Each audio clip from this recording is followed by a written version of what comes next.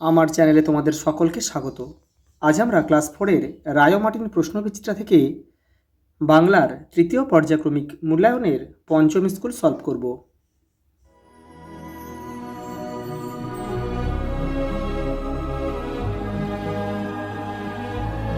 দেখো 5 নম্বর স্কুল, যারা আগের সেটগুলো দেখোনি তারা চ্যানেলের প্লে লিস্টে যাবে, ওখানে কিন্তু দেওয়া রয়েছে। দেখো প্রথম প্রশ্ন, নতুন জুতো কিনে এনে যতীনের বাবা তাকে কি বলেছিলেন? দেখে না তোমাদের বইয়ের 136 নম্বর পেজে রয়েছে এটা। এই যে দেখো, এই যে দেখো, যতীনের নতুন জুতো কিনে এনে বাবা বললেন, এবার যদি, এখান থেকে লিখবে তোমরা, এবার যদি এমন করে জুতো নষ্ট করো তবে ওই ছেঁড়া জুতোই পড়ে থাকবে। দেখো পরেরটা, কবি অজিত দত্তের লেখা দুটি কবিতার বইয়ের নাম লেখো।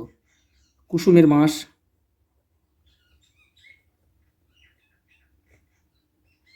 কুসুমের মাস, আর হচ্ছে পাতাল কন্যা।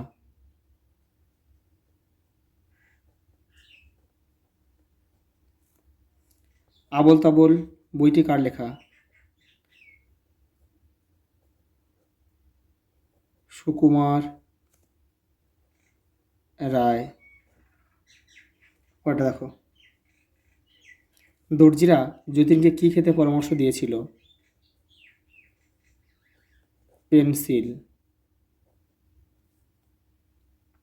মায়াদ্বীপ গল্পের কথকের নাম কি? সুনীল গঙ্গোপাধ্যায়।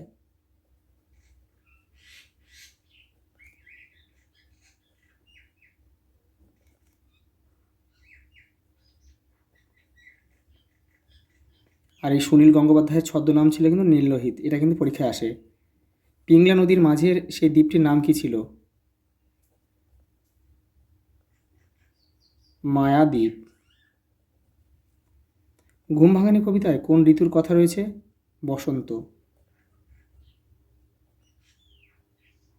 ফাল্গুন চৈত্র মাস নিয়ে কিন্তু বসন্ত কাল হয়, সেখানে আমরা ফাগুন শব্দটা পাই, যেহেতু ফাল্গুন মাসটা পাই সেই জন্য এটা বসন্ত ঋতু।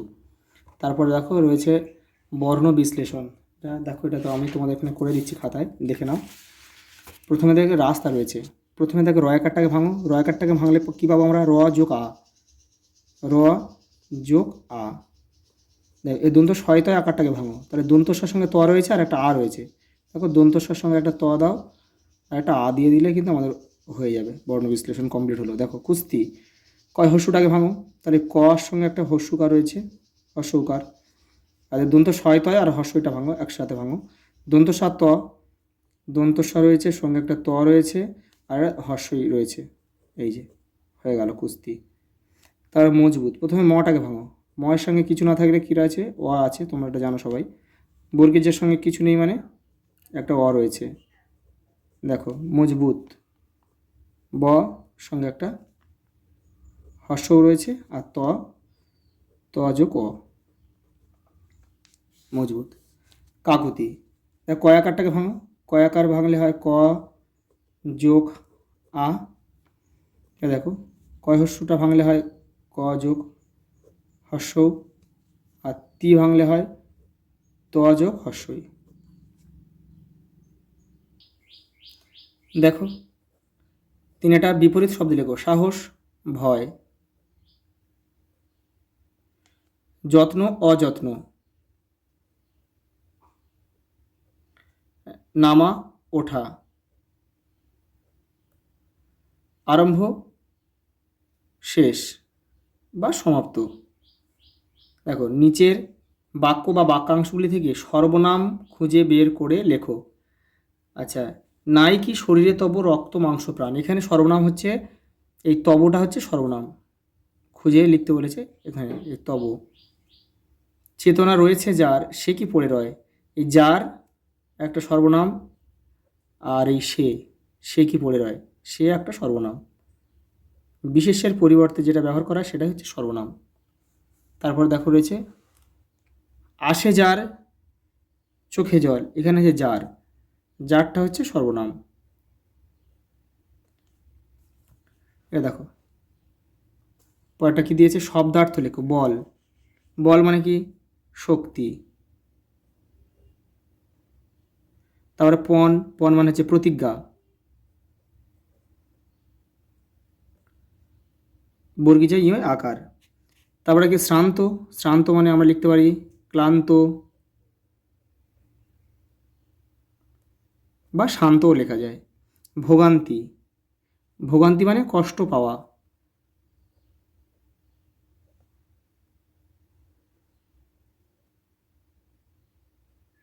ঘন্ট, ঘন্ট অর্থাৎ এলোমেলো,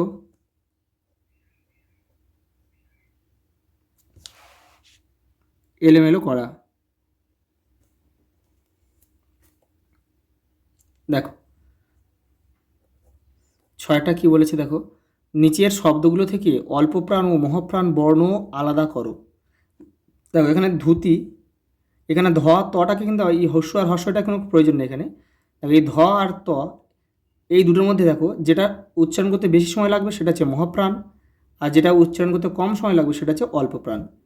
তাহলে দেখো ধ, ত, খ, ব, ছ, ট, ক আর বর্গীছে, এগুলোকে আমাদের আলাদা করে লিখতে হবে। দেখে নাও, আমি একটা আলাদা জায়গা করে দিচ্ছি। এই দেখো ধ, ধ হচ্ছে মহাপ্রাণ বর্ণ, ত অল্পপ্রাণ, তাও দেখো খ মহাপ্রাণ, ব হচ্ছে অল্পপ্রাণ, ছ হচ্ছে মহাপ্রাণ, আর ট হচ্ছে অল্পপ্রাণ। আর দেখো রয়েছে ক, ক হচ্ছে অল্পপ্রাণ হবে আর বর্গীয় হচ্ছে মহাপ্রাণ হবে। দেখো এটা হলো, এটা দেখো সমার্থক শব্দ লেখো। মাথা, মাথা মানে কি লেখা যায়? মাথা মানে মস্তক লেখা যায়, মস্তক, শির লেখা যায়। তারপরে কি রয়েছে দেখো পা, পা মানে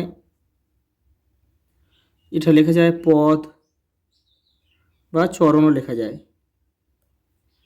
হাত একটা করে বলেছে, এটা হাত, হাত মানে হস্ত লেখা যায়, কর লেখা যায়। তারপর রয়েছে বুক, বক্ষ হয়, হিয়াও লেখা যায়। তারপরে দেখো এলোমেলো শব্দগুলো, বর্ণগুলো সাজিয়ে শব্দ তৈরি করো।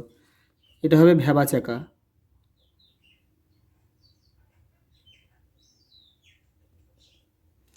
এটা হবে মজবুত,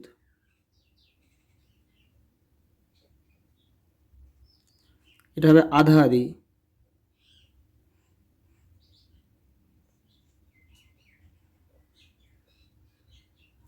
এটা হবে দোকান।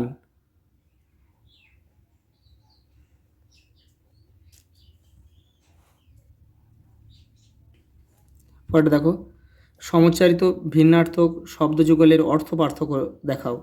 দেখো দয় দীর্ঘই প, দয় বয় দীর্ঘই প হচ্ছে দ্বীপ, মানে এটা হবে তোমার জলবেষ্টিত ভূখণ্ড হচ্ছে দ্বীপ, আর দয় দীর্ঘ প দ্বীপ মানে প্রদীপ। দেখো আমি এটা লিখে দিচ্ছি এখানে, দেখে নাও।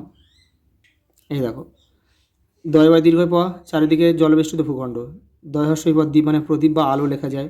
অন্য মানে দেখো আলাদা বা অপর বা ভিন্ন, যেখানে একটা তোমার লিখবে। অন্য মানে খাদ্য হয়, ভাত হয়। দেখো বান, বান মানে বন্যা, আর বান মানে দেখো তীর বা স্বর। দেখো কাঁচা, কাঁচা শব্দের অর্থ হচ্ছে দেখো কাপড় ধোয়া, আর কাঁচা শব্দের অর্থ হচ্ছে অপক্ক। দেখো আদর্শ ছেলে কবিতায় কবি আমাদের দেশের ছেলেদের কাছে কি প্রত্যাশা করেন। দেখো এই দেখো এখান থেকে তোমরা লিখবে এটা, এটা কিন্তু এই ছায়া প্রকাশনের যে বইটা রয়েছে সেটা 92 পেজে রয়েছে। এটা তোমরা এটা যাদের বই নেই তারা একটু লিখে নিও একটু। পরের প্রশ্ন দেখো, যতীন শেষ 3টে সিঁড়ি ডিঙিয়ে লাফিয়ে পড়ায় কি হয়েছিল? এই দেখো যতীন শেষ 3টে সিঁড়ি ডিঙিয়ে লাফিয়ে পড়ায় কি হয়েছিল? যতীন শেষ 3টে সিঁড়ি ডিঙিয়ে লাফিয়ে পড়ায় তার পায়ের তলার মাটির নিচ থেকে সরে যায় এবং ছেঁড়া চটিখানি তাকে শূন্যের উপর দিয়ে উড়িয়ে অচেনা দেশে নিয়ে আসে।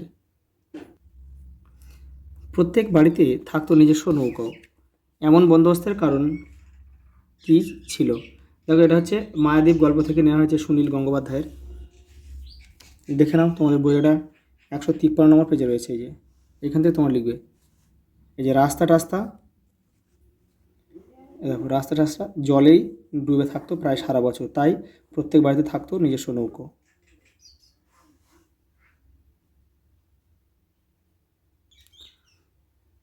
রাস্তাঘাটে চলাফেরা করতে গেলে নিজেকে কিভাবে প্রস্তুত করবে? দেখে নাও। এই দেখো রাস্তাঘাটে চলাফেরা করতে গেলে দৌড় অভ্যেস করে কুস্তির প্যাঁচ পয়জার শিখে নিতে হবে। দেখো লাস্ট প্রশ্ন দিয়েছে, বাতাসি নদীতে নৌকো চড়ে যেতে যেতে আশেপাশে কীরূপ দৃশ্য দেখা যেত। দেখো তোমাদের বইয়ের 153 নম্বর পেজে উত্তরটা রয়েছে। দেখো এই যে দেখো, সেই নদীটার নাম খুব মিষ্টি, বাতাসি। এই যেখান থেকে লিখতে হবে। খুব একটা বড় নয়, দুদিকের পাড় দেখা যায়, কত রকমের মানুষ, কত পুরনো গাছ আর মন্দির। এই যে গাছ আর মন্দির। এবারও রয়েছে মসজিদ, জমিদারদের বাড়ি, এক জায়গায় শ্মশান, সেখানেও ঘাট বাঁধানো। আজ এই পর্যন্ত, দেখা হবে পরের ভিডিওতে।